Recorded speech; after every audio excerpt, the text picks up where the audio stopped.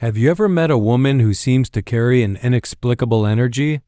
A woman who walks into a room and somehow shifts the atmosphere without saying a word? A woman who seems unbound by the invisible chains that hold so many of us captive? Carl Jung, the legendary Swiss psychiatrist and psychoanalyst, dedicated his life to understanding the human psyche. And among his most profound observations was his recognition of what he called the free soul, a rare psychological state that transcends societal conditioning and embraces authentic existence. But here's what's fascinating. Jung noticed certain invisible forces that manifested uniquely and powerfully in women who had achieved this level of psychological freedom. These weren't superpowers. They weren't gifts from the gods. They were psychological phenomena, invisible, energies that emerged when a woman broke free from the prison of expectations, fear, and false identity. Today, we're diving deep into the 9 invisible forces that Jung identified in women with free souls. Whether you're a woman seeking to unlock these forces within yourself or someone who wants to understand the extraordinary women in your life, this video will transform how you see feminine energy and psychological freedom. By the end of this video, you'll understand why these forces are invisible, how they manifest, and most importantly, how any woman can begin cultivating them. So if you're ready to explore the profound depths of Jungian psychology and discover what makes a truly free soul, stay with me. This journey will change everything. And if you find value in this content, please hit that like button and subscribe. It helps us continue creating these deep explorations into psychology, philosophy, and human potential. Let's begin. Force 1. The anima integration. The first invisible force Jung identified is what he called anima integration. Now, to understand this, we need to briefly discuss one of Jung's most revolutionary concepts. Jung believed that every person carries both masculine and feminine energies within them, regardless of their biological sex. For men, he called the inner feminine the anima. For women, the inner masculine was the animus. But here's where it gets interesting, and where women with free souls differ dramatically from most. Most women, according to Jung, never fully integrate their inner masculine. Instead, they project it outward onto fathers, brothers, partners, and male authority figures. They seek in external men what they haven't claimed within themselves: strength, decisiveness, logical thinking, assertiveness, and independence. This projection creates a psychological dependency. These women unconsciously believe they need a man to feel complete, to make decisions, to protect them, or to give them permission to pursue their dreams. But a woman with a free soul? She's done something radical. She's integrated her animus. She's claimed her inner masculine as her own. This doesn't mean she becomes masculine. It means she becomes whole. She no longer needs external validation from men to feel worthy. She can be nurturing and assertive, intuitive and logical, vulnerable and strong. She contains multitudes within herself, and this integration creates an invisible force field of self-sufficiency that's absolutely magnetic. Jung observed that when a woman integrates her animus, something remarkable happens.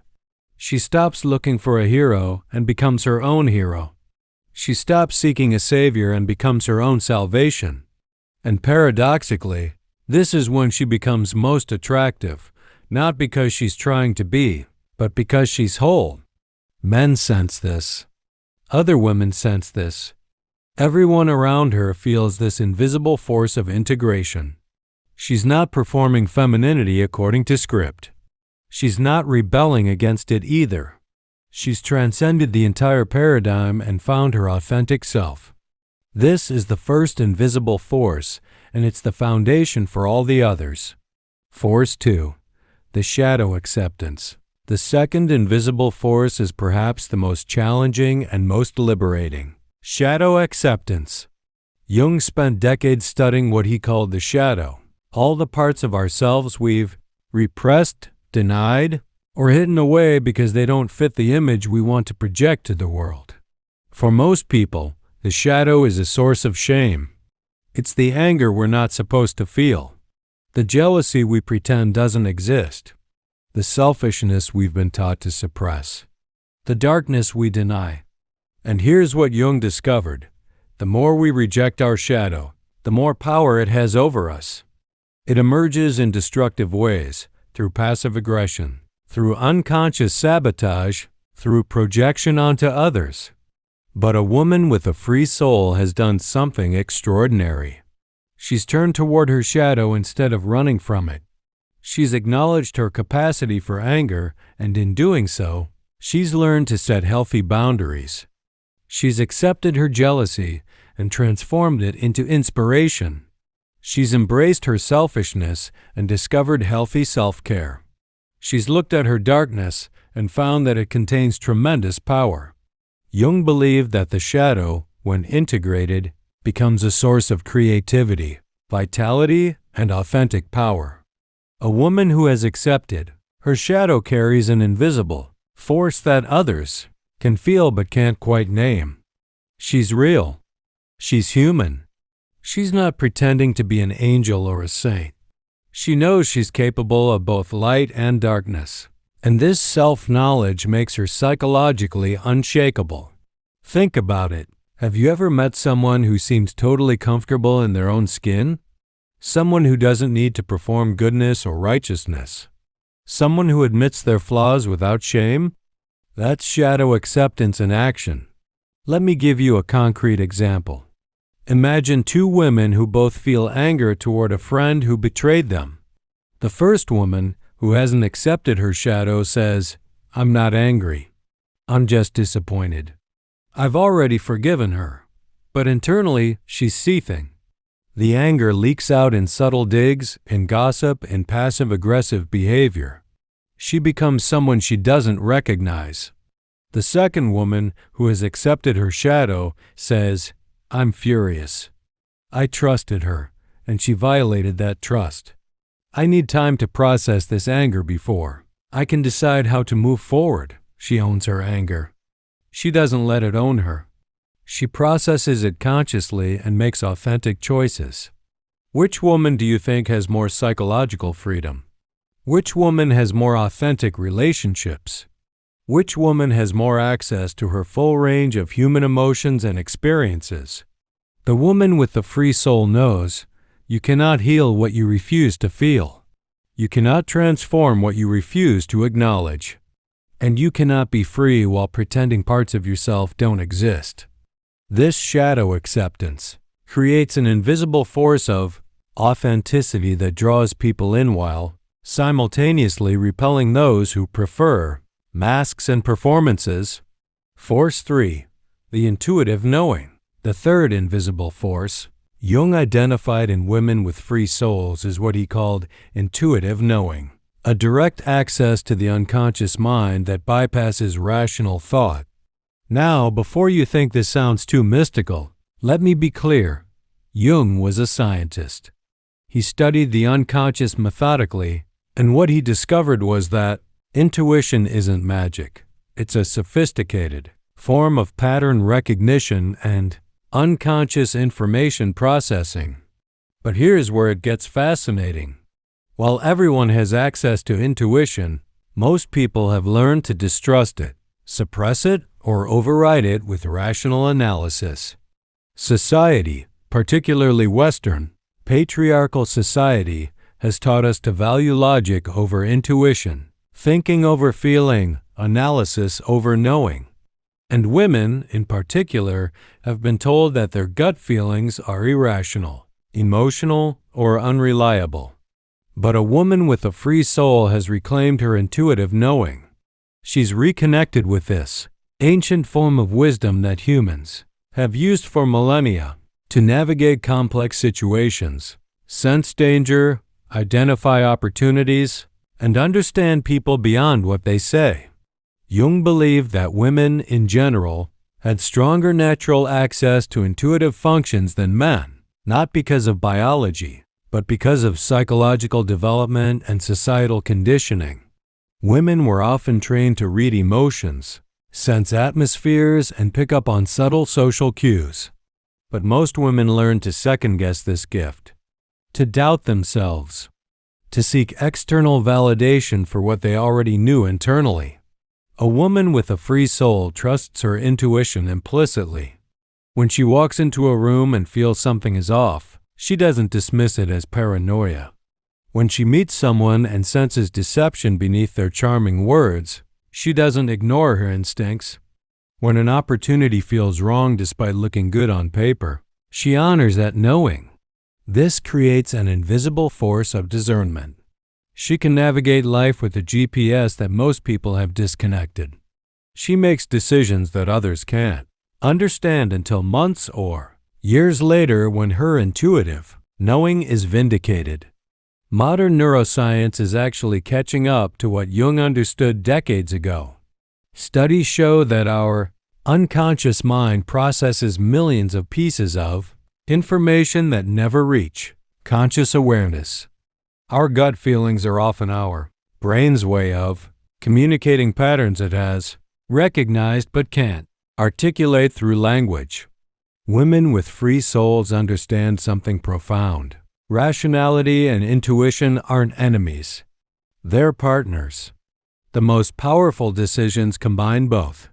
But in a world that overvalues logic and undervalues intuition, the woman who trusts her inner knowing has access to a dimension of reality that others are blind to. She sees what's invisible. She knows what's unspoken. She senses what's coming. This isn't supernatural. It's psychological sophistication. And it's one of the most powerful invisible forces a woman can possess. Now, before we continue to the next 6 invisible forces, I want to pause and ask you something. Are you beginning to recognize these forces in yourself or in women you know? More importantly, if you're a woman watching this, are you starting to feel the stirring of your own free soul? That recognition that you've been living according to someone else's script, and you're ready to write your own? Drop a comment below and let me know which of these first 3 forces resonated most with you. And if you're finding value in this deep dive into Jungian psychology, please hit that like button. It truly helps this content reach others who need to hear this message. Also, make sure you're subscribed with notifications on, because we explore these profound psychological concepts regularly on this channel. You don't want to miss future videos. All right, let's continue with force number 4. This one might surprise you. Force 4. The sovereign boundaries.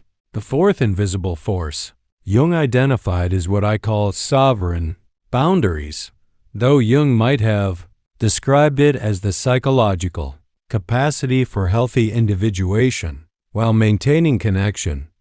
Let's be honest, most women struggle with boundaries, and there are deep psychological and social reasons for this. From childhood, girls are often socialized to be caregivers, pleasers, and harmonizers. They're taught that their value lies in making others comfortable, happy, and satisfied. They're rewarded for self-sacrifice and punished for selfishness. Jung understood that this conditioning creates a psychological prison. When a woman believes her worth depends on serving others, she loses access to her authentic self. She becomes whoever others need her to be. She contorts herself into impossible shapes to maintain peace, earn love, or avoid rejection. But here's the devastating truth. A woman without boundaries isn't actually kind or loving. She's martyred. And martyrdom breeds resentment, not connection. A woman with a free soul has established what Jung called sovereign boundaries. These aren't walls that keep everyone out. They're permeable membranes that allow healthy exchange while protecting her core self. She can say no without guilt. She can disappoint people without collapsing.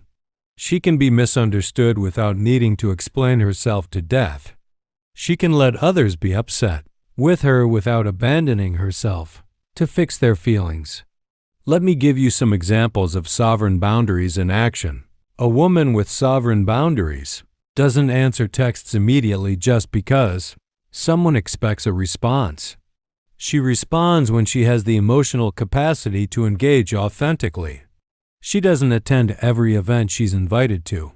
She chooses based on her genuine desire and energy level, not obligation. She doesn't continue relationships that consistently harm her just because of history, guilt, or fear of confrontation. She doesn't tolerate disrespect to keep the peace.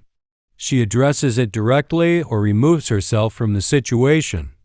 Now here's what's remarkable. When a woman establishes sovereign boundaries, she often faces backlash. People who benefited from her boundary-less existence will accuse her of being selfish, cold, or changed. They'll try to guilt her back into compliance. But a woman with a free soul understands something profound. People who get upset when you set boundaries are people who benefited from you having none. This invisible force of sovereign boundaries creates psychological freedom that's palpable. When you're around a woman with strong boundaries, you feel simultaneously free and accountable. You can't manipulate her. You can't guilt her. You can't exploit her empathy. Jung said, "The privilege of a lifetime is to become who you truly are, and you cannot become who you truly are while constantly contorting yourself to fit others' expectations." Sovereign boundaries aren't selfish. They're the prerequisite for authentic relationships. Because when a woman chooses to give from a place of genuine desire rather than obligation, her giving is truly valuable. Her presence is a gift, not a guarantee. This invisible force protects the free soul while allowing it to remain open to genuine connection. It's the difference between a fortress and a home with a door that locks. Force 5. The creative life force. The fifth invisible force is what Jung called the creative life force, a connection to the generative power of the psyche that expresses itself through creation, innovation, and birth of new possibilities. Jung believed that creativity wasn't just about art, it was a fundamental psychological function, the psyche's ability to generate new forms, new ideas, new ways of being. And here's what he observed. Women with free souls carried an amplified version of this creative life force. Not because all of them were artists or musicians, but because they approached life itself as an act of creation. Think about it. Most people live reactive lives. They respond to circumstances. They follow prescribed paths. They execute other people's visions. They color inside the lines. But a woman with a free soul is generative. She creates her own path. She births new possibilities. She transforms raw materials, whether that's canvas and paint, business ideas, relationships, or her own identity into something that didn't exist before. Jung understood that this creative force was directly connected to psychological freedom. You cannot create authentically while imprisoned by fear, judgment, or external expectations. Creativity requires risk, vulnerability, and the courage to bring something new into existence. A woman with a free soul doesn't just consume culture, she creates it. She doesn't just accept reality as given, she imagines alternatives. She doesn't just respond to problems, she designs solutions. And this creative life force isn't always expressed in traditionally creative ways. It might be the way she raises her children with innovative approaches that defy conventional parenting, how she builds a business that reimagines an entire industry, the way she decorates her space to reflect her unique aesthetic vision, how she approaches relationships with fresh perspectives that challenge norms, the way she cooks, combining flavors in unexpected ways, how she solves problems at work with creative thinking, the way she crafts her own life narrative, refusing victim stories. Jung believed that unused creativity becomes destructive. When we don't channel our creative life force into generative activities, it turns inward and creates psychological symptoms, depression, anxiety, compulsive behaviors. But a woman with a free soul has opened the channel. Her creative life force flows freely.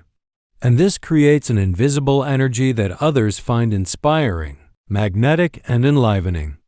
Have you ever been around someone who made you want to create something? Who inspired you to start that project you'd been putting off? Who made you believe that your ideas were worth pursuing? That's the creative life force in action. It's contagious. It's generative. It multiplies. A woman with a free soul doesn't hoard her creative energy. She shares it generously because she knows that creativity, unlike material resources, expands when shared. One person's creation inspires another's, which inspires another's, creating a cascade of generativity. This invisible force transforms not just the woman who carries it, but everyone she touches. It's the energy that starts movements, launches innovations, and reminds others of their own creative potential. Force 6. The presence beyond time. The sixth invisible force Jung identified is what I call presence. Beyond time, the psychological capacity to exist fully in the present moment, liberated from the prison of past regrets and future anxieties. Now Jung lived decades before mindfulness became a buzzword, but he understood something profound about time and consciousness. He observed that most people don't actually live in the present. They're psychologically trapped in two places: the past, replaying old traumas, nursing old wounds, imprisoned by old stories about who they are; the future, catastrophizing about what might happen, anxiously trying to control the uncontrollable. But women with free souls, Jung noticed, had cultivated a rare ability: presence. Not as a practiced meditation technique, but as a natural state of being. This doesn't mean they never think about the past or plan for the future. It means they're not psychologically imprisoned by it either. They've done the psychological work to integrate their past without being defined by it. They prepare for the future without being paralyzed by it. When you're with a woman who has this presence, you feel completely seen and heard. She's not mentally planning her next comment while you're speaking. She's not checking her phone every 30 seconds. She's not somewhere else in her mind. She's here, fully, completely. And this creates an invisible force that's incredibly rare in our distracted, multitasking, anxiety-ridden world. Jung understood that presence required healing. You cannot be present while dragging unresolved trauma from the past. Every trigger pulls you backward in time. Every unintegrated pain creates a psychological landmine that detonates your present moment awareness. Similarly, you cannot be present while gripped by chronic anxiety about the future. When you're constantly scanning for threats, planning for disasters, or trying to control outcomes, you're not here, you're in an imagined future that doesn't exist yet. A woman with a free soul has done the work. She's processed her past through therapy, reflection, journaling, or whatever healing modality resonated with her. She's made peace with what happened. She's extracted the lessons. She's forgiven, not for others, but for her own freedom. And she's also released the illusion of control over the future. She plans wisely. She prepares intelligently. But she's not gripping life with white knuckles, trying to force outcomes, or living in perpetual anxiety about what might go wrong. Think of it like this. Most people are like a computer with 30 browser tabs open, each one loading something from the past or the future. The present moment is just one tab among many, rarely getting full attention. A woman with presence beyond time has closed the unnecessary tabs. In conversations, she truly listens instead of waiting to speak. In relationships, she experiences intimacy instead of going through motions. In work, she achieves flow states instead of grinding through tasks. In crisis, she responds wisely instead of reacting from old patterns. In joy, she fully experiences it instead of waiting for the other shoe to drop. The woman with presence beyond time has discovered that life only happens in the now. The past is memory. The future is imagination. Only the present is real. And when you stop trying to live anywhere else, you discover a depth of experience, a richness of connection, and a freedom from suffering that most people never access. This is the sixth invisible force, and it's perhaps the most transformative of all. She's given her full processing, power to now, and the quality of her experience and the experiences of those around her is exponentially richer. This invisible force manifests in countless ways. In conversations, she truly listens instead of waiting to speak. In relationships, she experiences intimacy instead of going through motions. In work, she achieves flow states instead of grinding through tasks. In crisis, she responds wisely instead of reacting from old patterns. In joy, she fully experiences it instead of waiting for the other shoe to drop. The woman with presence beyond time has discovered that life only happens in the now. The past is memory. The future is imagination. Only the present is real. And when you stop trying to live anywhere else, you discover a depth of experience, a richness of connection, and a freedom from suffering that most people never access. This is the sixth invisible force, and it's perhaps the most transformative of all. Force 7. The unapologetic authenticity, the seventh invisible force, and this one is revolutionary, is what I call unapologetic authenticity. Jung spent his career studying the persona, the mask we wear to navigate society. He understood that everyone develops a persona to some degree. It's psychologically necessary. We can't walk through the world, exposing every thought and feeling to everyone we meet. But Jung also observed something tragic.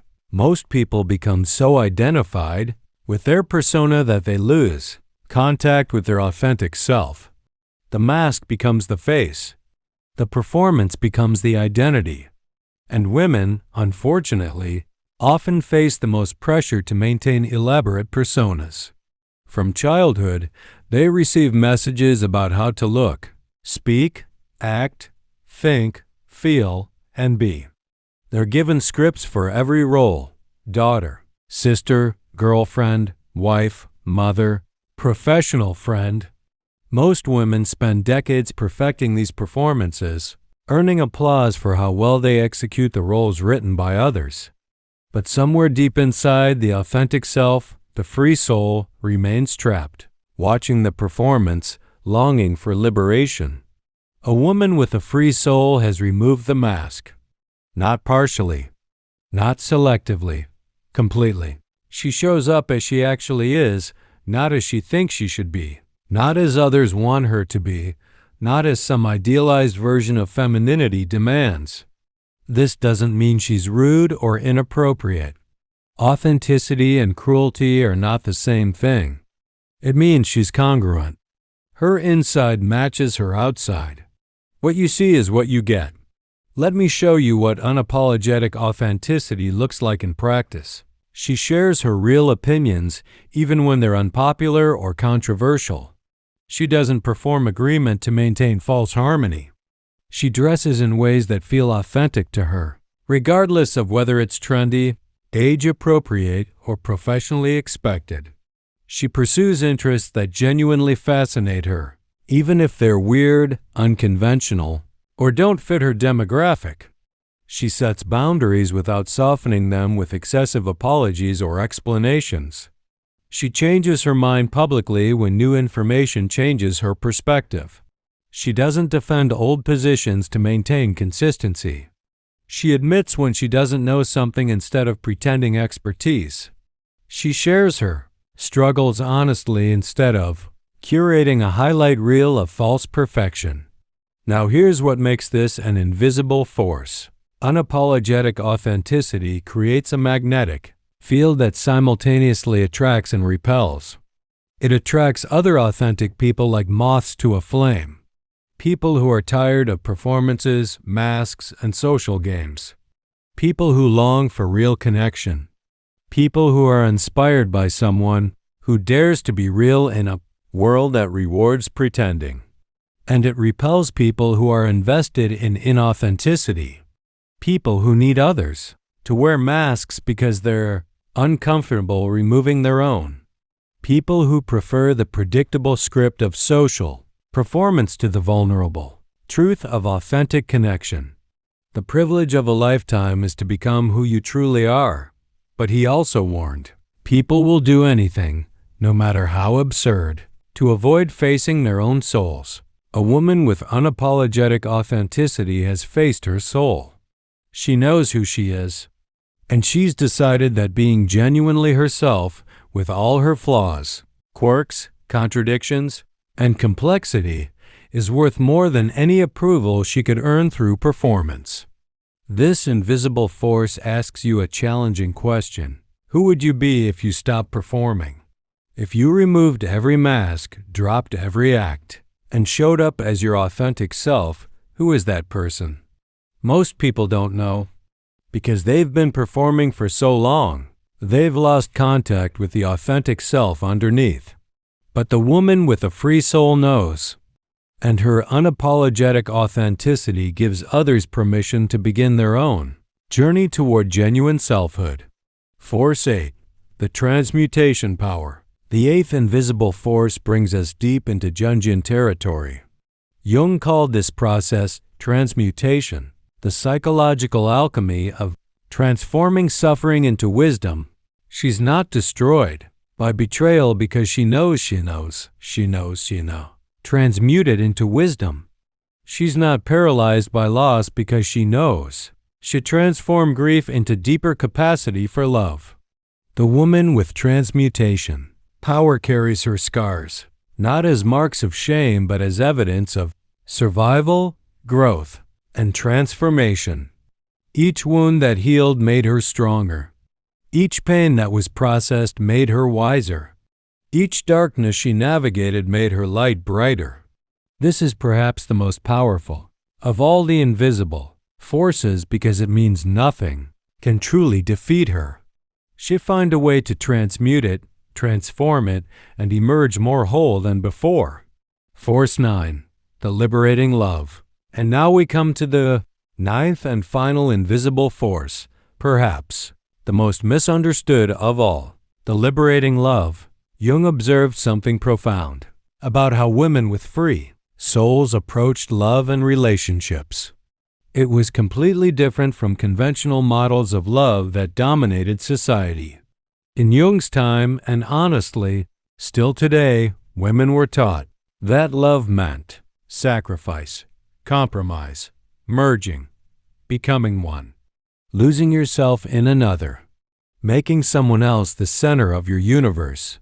And romantic literature, films, and songs reinforce this idea. Love as consumption, as possession, as completion. You complete me. I can't live without you. You're my everything. But Jung recognized this wasn't love. It was psychological fusion born from unmet needs and unresolved wounds. Two incomplete people clinging to each other, hoping the other will fill the void within themselves. A woman with a free soul practices what I call liberating love. Love that? Expands rather than contracts, frees rather than possesses, enhances rather than completes. She doesn't enter relationships from a place of neediness, looking for someone to save her, complete her, or give her life meaning. She enters from wholeness, choosing to share her already complete life with another whole person. Liberating love operates on several radical principles. 1. Freedom over fusion. She maintains her individual identity, interests, and friendships while in relationship. The relationship enhances her life. It doesn't become her life. 2. Growth over comfort. She doesn't choose partners who enable her to stay small and safe. She chooses partners who challenge her to grow, evolve, and become more of herself. 3. Truth over harmony. She values authentic communication over false peace. She'd rather have a difficult, honest conversation than comfortable pretending. 4. Presence over possession. She doesn't try to control, monitor, or possess her partner. She trusts their autonomy and maintains her own. 5. Interdependence over codependence. She can function fully on her own but chooses connection. She's independent but not isolated. Connected but not dependent. Here's what's remarkable. Liberating love creates healthier, more passionate, more enduring relationships than conventional love ever could. When two free souls come together, each maintaining their sovereignty while choosing connection, the relationship becomes a space of mutual growth rather than mutual limitation. They don't complete each other because neither is incomplete. They enhance each other because both are already whole. They don't need each other. They choose each other daily, and that choice is infinitely more valuable than need. Now, some people hear this and think, that sounds cold. That sounds distant. Where's the romance? Where's the passion? But here's the truth Jung understood. Nothing is more passionate than two people who are fully themselves, choosing each other freely without the prison of need or the illusion of possession. The liberating love of a woman with a pautin with a pum, nivo liberating love of a woman with a nin with a free soul doesn't mean she's detached or uncommitted. It means she loves consciously, not compulsively. She loves from choice, not fear. She loves to expand life, not escape it. And this creates an invisible force that transforms everyone she loves. Her partners feel freed rather than trapped. Her children feel supported to become themselves rather than extensions of her. Her friends feel empowered rather than drained. Jung said something beautiful. The meeting of two personalities is like the contact of two chemical substances. If there is any reaction, both are transformed. But that transformation can be growth or toxicity. The liberating love of a free soul ensures the transformation is generative, expansive, and life-affirming for everyone involved.